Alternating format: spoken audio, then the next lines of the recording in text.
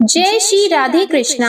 आप सभी का दिन शुभ और मंगलमय हो और भगवान श्री कृष्ण की कृपा आप पर सदा बनी रहे। आज सुनिए वैशाख मास महात्म्य का अध्याय 13। इससे पहले की कथा में आपने जाना था कि किस प्रकार एक ब्राह्मण ने अपनी पत्नी को राजा के यहाँ पर 6 महीने तक छोड़ दिया था, क्योंकि वह मार्ग में ही गर्भवती हो गई थी। इस कारण वह आगे की यात्रा करने में असमर्थ थी। ब्राह्मण ने राजा से निवेदन किया कि महाराज, जब तक मैं लौट कर न आ जाऊं, तब तक आप मेरी पत्नी की रक्षा करें। तब ब्राह्मण की बात सुनकर राजा ने 6 महीने के लिए चावल और धन देकर ब्राह्मणी के लिए अंतःपुर में घर दे दिया। उधर अपनी पत्नी को राजा के यहाँ रखकर वह ब्राह्मण प्रसन्नता पूर्वक गंगा स्नान के लिए चले गए। लेकिन इसी बीच उन्हें 6 मास से ज्यादा का समय लग गया। ब्राह्मण की पत्नी बहुत स्वाभिमानी थी। राजा ने तो केवल 6 महीने तक का ही अनाज उन्हें दिया था। 6 महीने समाप्त होने के बाद जब अनाज समाप्त हो गया तो ब्राह्मणी स्वाभिमान के कारण वहां जाकर दोबारा से अनाज के लिए प्रार्थना ही नहीं की, जिस कारण अनाज के अभाव में वह भूख प्यास से तड़प तड़प कर मर गई। इधर राजा भी इस बात को भूल ही चुके थे कि उन्होंने एक ब्राह्मण की पत्नी को अंतःपुर में स्थान दे रखा है। इस कथा को विस्तार पूर्वक इससे पहले के अध्याय में आप सुन सकते हैं। अब सुनिए इसके आगे की कथा। जब ब्राह्मण राजा के पास आए और उन्होंने अपनी पत्नी को वापस मांगा, तब राजा ने जाकर देखा कि ब्राह्मणी तो मर गई है और वह मरकर सूख गई थी। तब वह भगवान श्रीनिवास की शरण में गए। भगवान श्रीनिवास से उन्होंने प्रार्थना की। तब भगवान श्रीनिवास के वचन सुनकर राजा अपने नगर में गए और सुंदर सुंदर डोलियों में अपनी रानियों को और एक डोली में मरी हुई ब्राह्मणी को भी बैठाकर ब्राह्मण को आगे करके वहां से भगवान का दर्शन करने के लिए चले गए। अस्थिकूट सरोवर पर पहुंचकर राजा ने उन सब स्त्रियों को स्नान करने की आज्ञा दी। उनकी रानियों ने अस्थि चर्म विशिष्ट ब्राह्मणी को भी सरोवर में डाल दिया। फिर तो वह जी उठी। उसके शरीर के सभी चिन्ह पहले की तरह प्रकट हो गए। इसके बाद वह मंगलमयी ब्राह्मणी रानियों के साथ नहाकर सरोवर से बाहर आई और तीर्थ यात्रा से पुनः लौटे हुए अपने स्वामी ब्राह्मण देवता से प्रसन्नता पूर्वक मिली। राजा ने भगवान की पूजा करके ब्राह्मण को धन दिया। 1000 स्वर्ण मुद्रा और भांति भांति के वस्त्र देकर स्वदेश जाने के लिए उन ब्राह्मण दंपति को सादर विदा किया। ब्राह्मण ने जब अपनी स्त्री का समाचार और भगवान वेंकटेश्वर का प्रभाव सुना, तब राजा को आशीर्वाद देकर अपने देश को प्रस्थान किया। राजा तोंडमान भगवान श्रीनिवास जी की आज्ञा के अनुसार प्रतिदिन स्वर्णमय कमलों से उनकी पूजा किया करते थे।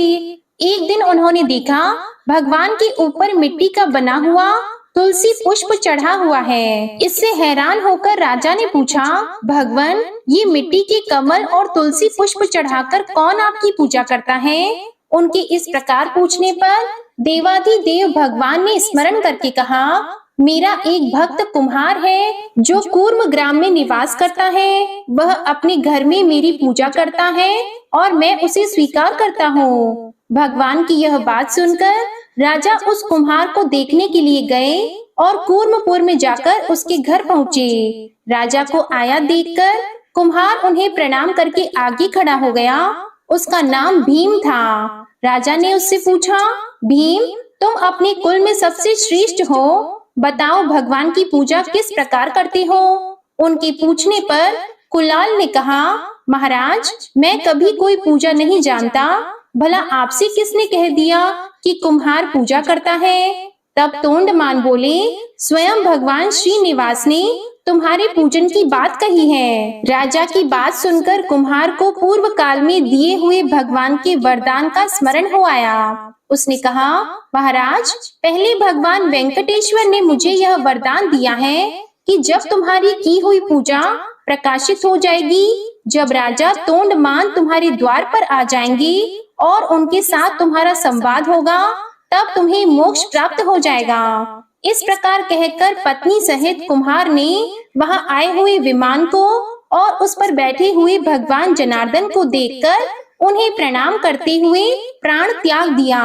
तथा राजाधिराज तोंडमान के देखते देखते विमान पर बैठकर दिव्य रूप धारण करके दिव्य रूप धारिणी पत्नी के साथ वह भगवान विष्णु के परम धाम को चला गया। यह अद्भुत घटना देखकर राजा हर्ष में भरे हुए अपने नगर को आए और अपने श्रीनिवास नामक पुत्र का विधि पूर्वक राज्य अभिषेक करके बोले, वत्स, तुम धर्म पूर्वक सब मनुष्यों का पालन और पृथ्वी की रक्षा करो। पुत्र को यह आज्ञा देकर बुद्धिमान राजा ने बड़ी भारी तपस्या की। तपस्या करते समय भगवान ने उन्हें प्रत्यक्ष दर्शन दिया। वे श्री तथा भू देवियों के साथ गरुड़ पर आरूढ़ होकर वहां आए थे। श्री भगवान बोले, हे नृपश्रेष्ठ, मैं तुम्हारी तपस्या से बहुत संतुष्ट हूँ। बोलो, तुम्हारी किस इच्छा को पूर्ण करूं? देवाधिदेव भगवान के ऐसा कहने पर सम्राट तोंडमान अत्यंत प्रसन्न होकर हाथ जोड़कर गदगद वाणी में बोले, माधव, मैं आपके जरा मृत्यु रहित धाम में निवास करना चाहता हूँ। मुझे यही मनोवांछित वरदान दीजिए। ऐसा कहकर राजा भगवान के पास पृथ्वी पर साष्टांग पड़ गए और शरीर त्याग कर विमान पर जा बैठे। उस समय गंधर्व गण उनकी स्तुति कर रहे थे। राजा भगवान विष्णु का सारूप्य प्राप्त करके शोक मोह रहित, जरा मरण वर्जित तथा पुनरावृत्ति शून्य वैकुंठ धाम को चले गए। श्री सूत जी कहते हैं, देवाधिदेव भगवान वराह के द्वारा कहे हुए इस प्रसंग को जो सुनता है वह सब कामनाओं को भोग कर अंत में भगवान विष्णु के परम पद को प्राप्त होता है। श्री सूत जी कहते हैं, महर्षियों, अब मैं श्री स्वामी पुष्करणी के महात्म्य का प्रतिपादन करने वाला इतिहास कहता हूँ, जो इसे पढ़ने वालों के भी पापों का नाश करने वाला है। अभिमन्यु के पुत्र राजा परीक्षित धर्म के अनुसार इस पृथ्वी का पालन करते हुए हस्तिनापुर में निवास करते थे।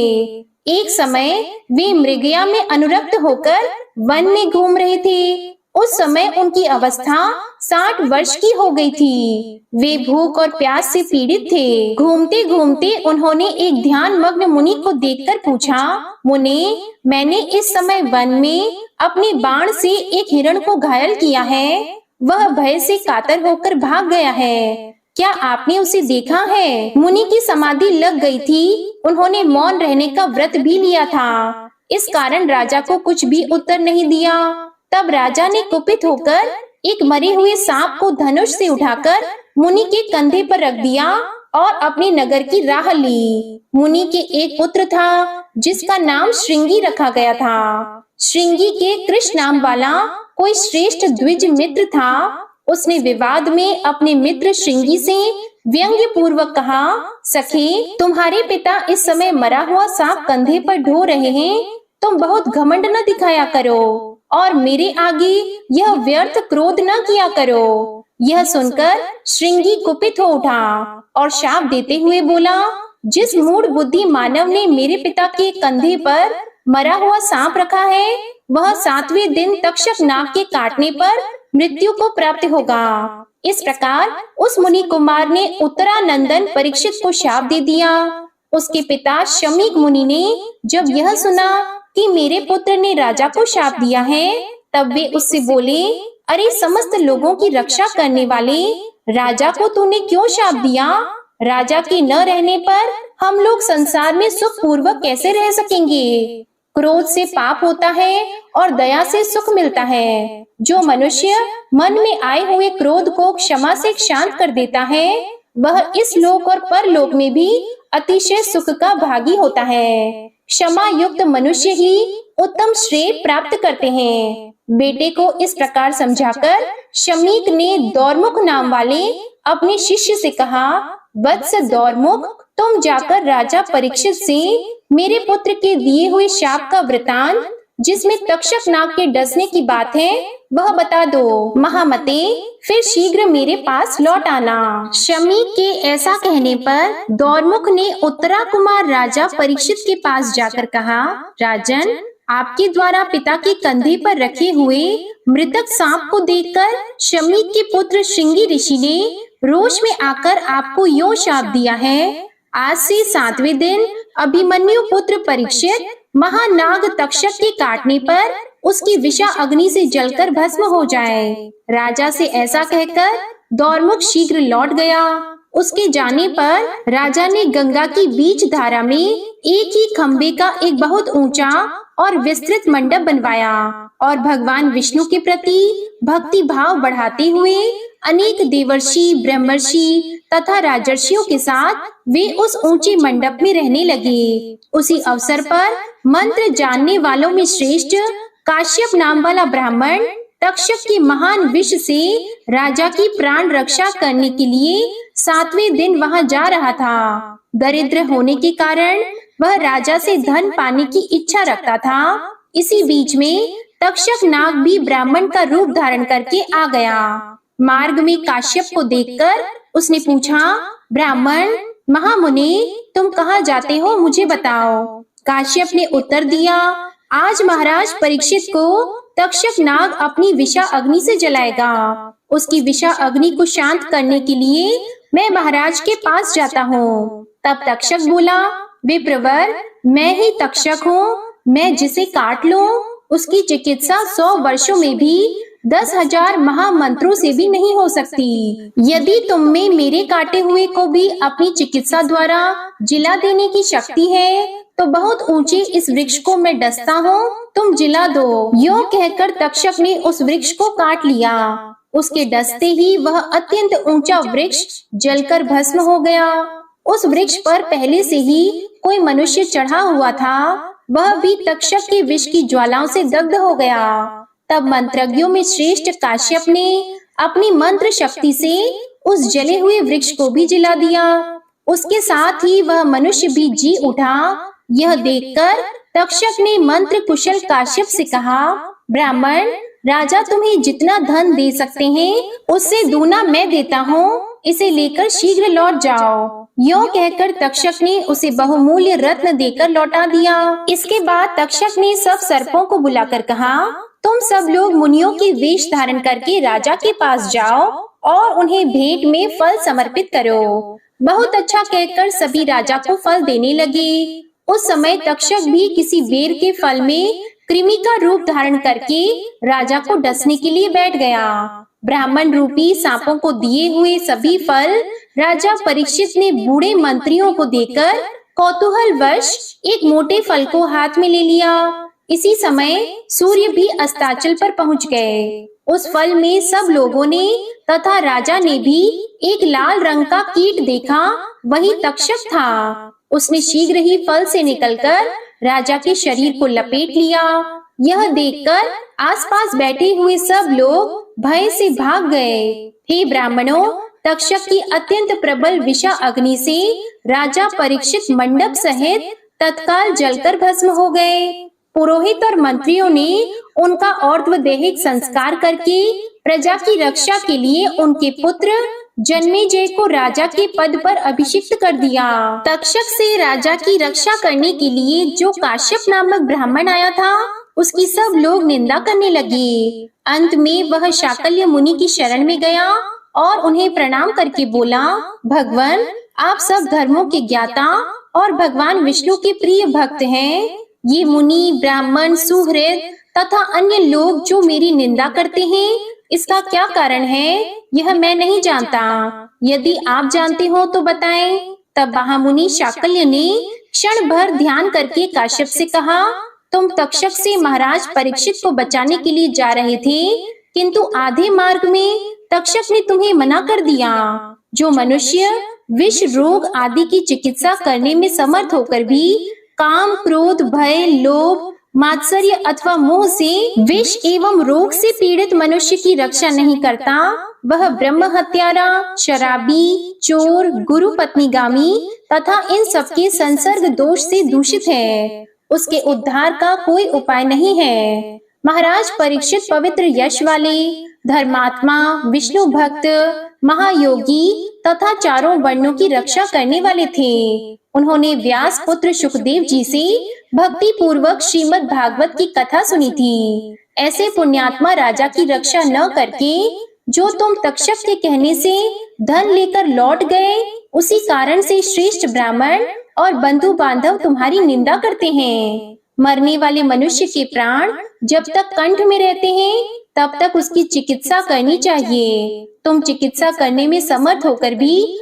उनकी दवा किए बिना ही आधे मार्ग से लौट आए, इसलिए तुम वास्तव में निंदा के पात्र हो। काश्यप बोले, उत्तम व्रत का पालन करने वाले शाकल्य जी, मेरे दोष की शांति के लिए कोई उपाय बताइए, जिससे मेरे बंधु बांधव और सुहृद मुझे ग्रहण करें। आप भगवान के प्रिय भक्त हैं, मुझ पर अवश्य कृपा करें। तब मुनिवर शाकल्य ने क्षण भर ध्यान करके कृपा पूर्वक काश्यप से कहा, ब्राह्मण, इस पाप की शांति के लिए मैं तुम्हें एक उपाय बताता हूँ। सुवर्ण मुखरी नदी के तट पर भगवान लक्ष्मीपति की निवास भूमि है। उसका नाम वेंकटाचल है, जो सब लोगों में पूजित है। उसका दूसरा नाम शेषाचल भी है। वह परम पवित्र तथा देवता और दानवों से भी वंदित है। ब्रह्म हत्या, सुरापान तथा सुवर्ण की चोरी आदि बड़े बड़े पापों का वह नाश करने वाला है। उसी पर्वत पर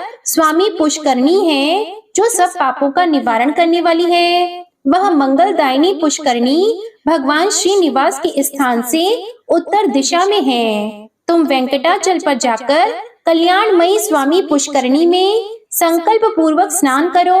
फिर पश्चिम तट पर बसे हुए वराह स्वामी की सेवा करके भगवान के मुख्य मंदिर में जाओ। वहाँ भक्तों को अभय प्रदान करने वाले शंख चक्रधारी वनमाला विभूषित स्वर्णाचल निवासी भगवान श्रीनिवास का विधि पूर्वक दर्शन करके तुम सब पापों से मुक्त हो जाओगे। यह सुनकर मुनिवर काश्यप ने देव दानव वंदित स्वामी पुष्करणी में नियम पूर्वक स्नान किया।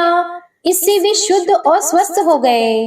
फिर सब बंधु बांधवों ने उनका विधि पूर्वक पूजन करके कहा, आप निसंदेह हमारे पूज्य हैं। ब्राह्मणों, इस प्रकार मैंने आप लोगों से वेंकटाचल की महिमा का वर्णन किया है। जो मनुष्य भक्ति पूर्वक इसे सुनता है, वह श्री विष्णु लोक में प्रतिष्ठित होता है। आज का अध्याय यही समाप्त हुआ।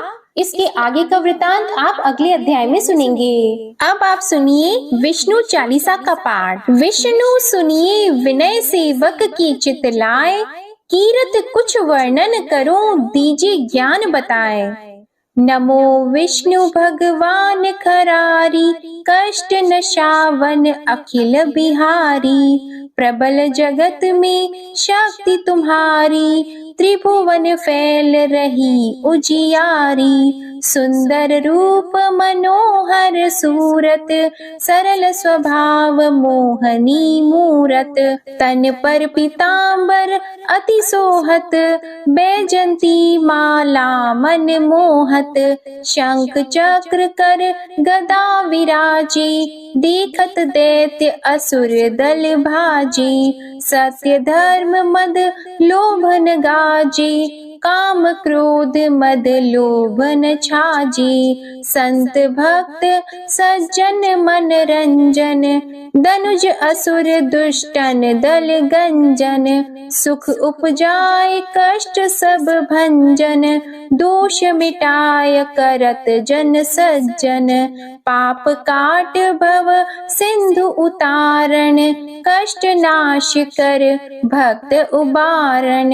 करत अनेक रूप प्रभु धारण, केवल आप भक्ति के कारण। धरणी धेनु बन तुम ही पुकारा, तब तुम रूप राम का धारा। भार उतार असुर दल मारा, रावण आदिक को संहारा। आप वराह रूप बनाया, हिरण्याक्ष को मार गिराया। धर्मस्य तन सिंधु बनाया, 14 रत्नन को निकलाया। अमिलख असुरन द्वंद मचाया, रूप मोहिनी आप दिखाया। देवों को अमृत पान कराया, असुरन को छवि से बहलाया।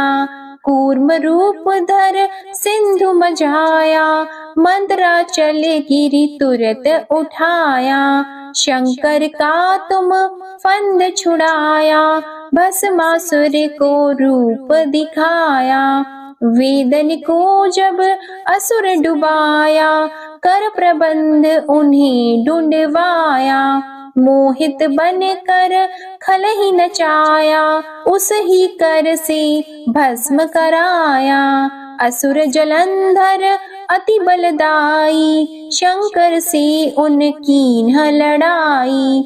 हार पार शिव सकल बनाई, कीन सती से छल खल जाई। सुमिरन कीन तुम्हें शिव रानी, बतलाई सब विपत कहानी। तब तुम बने मुनीश्वर ज्ञानी, वृंदा की सब सुरति भुलानी। देख तीन धनुज शैतानी, वृंदा आए तुम्हें लपटानी। हो स्पर्श धर्म क्षति मानी, हना असुर उर शिव शैतानी। तुमने ध्रुव प्रहलाद उबारे, हिरणाकुश आदिक खल मारे।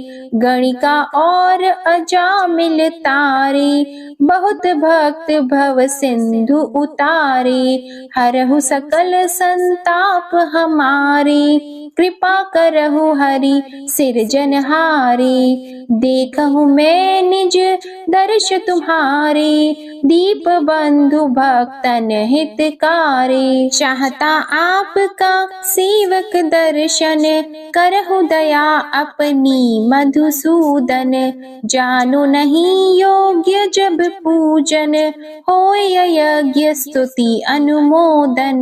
शील दया संतोष सुलक्षण, विदित नहीं व्रत बोध विलक्षण। करहु आपका किस विधि पूजन, कुमति विलोक होत दुख भीषण। करहु प्रणाम कौन विधि सुमिरन, कौन भांति मैं करहु समर्पण।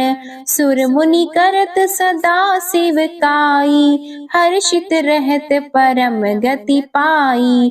दीन दुखिन पर सदा सहाई, निज जन जान लेव अपनाई। पाप दोष संताप नशाओ, भव बंधन से मुक्त कराओ। सुत संपत्ति दे सुख उपजाओ, निज चरणन का दास बनाओ।